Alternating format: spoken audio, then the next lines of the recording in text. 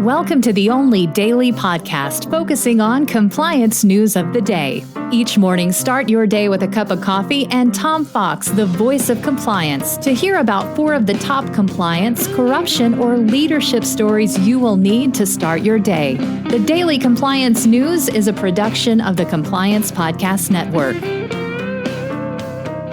The Daily Compliance News for April 8, 2025, the End of Monitors edition. We begin with that story from Bloomberg as the Department of Justice is weighing whether to release companies from obligations to hire outside monitors as a part of settlements. This has been a feature of FCPA cases since the middle of the first decade of this year. And now, really to no surprise of anyone, the Trump administration is weighing whether to permanently disband them or never use them going forward. Senior leaders in the department have held discussions with possible changes with companies under monitors. And as I said, monitors have long been a staple of these deals. Whether companies can or will actually follow the prescriptions of FCPA enforcement is an open question. But think about it. If you're not going to have any investigations and you're not going to have any enforcement, you probably don't need monitors. And releasing the companies early would certainly be consistent with the Trump administration's evisceration of its anti-bribery corruption responsibilities under U.S. law. Next up from Politico, Huawei fires 2 staffers in response to a corruption scandal. Although the company has denied any wrongdoing, it has fired 2 employees and suspended a third for their alleged involvement in the bribery investigation.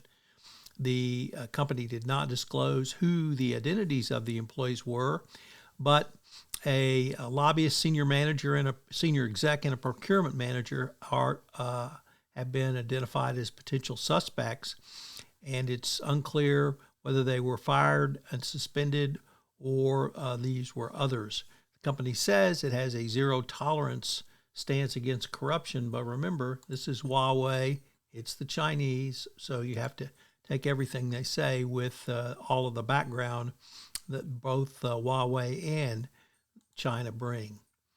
Next up, in a very troubling story from the AP, 2 U.S. border inspectors are charged with taking bribes to wave people in with documents. 2 inspectors in Southern California have been charged with taking thousands of dollars in bribes to allow people to enter the country through the busiest port. U.S. Customs and Border Protection officers were assigned immigration booths at San Ysidro Port of Entry, and they were charged after investigators found phone evidence that they had exchanged messages with human traffickers and discovered unexplained amounts of cash in their bank accounts. The unexplained amounts of cash, well, that's always a sign that something not good is going on.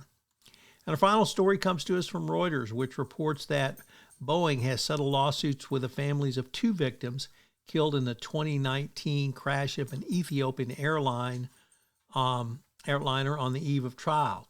The trial was scheduled to start, and it was the first against the plane maker stemming from both of the MAX 737 crashes occurring in 2019. So once again, no surprise that Boeing had to settle these cases given all of the admissions they'd made. We're still waiting for their response or the DOJ's response on whether they will continue to seek a guilty plea from Boeing.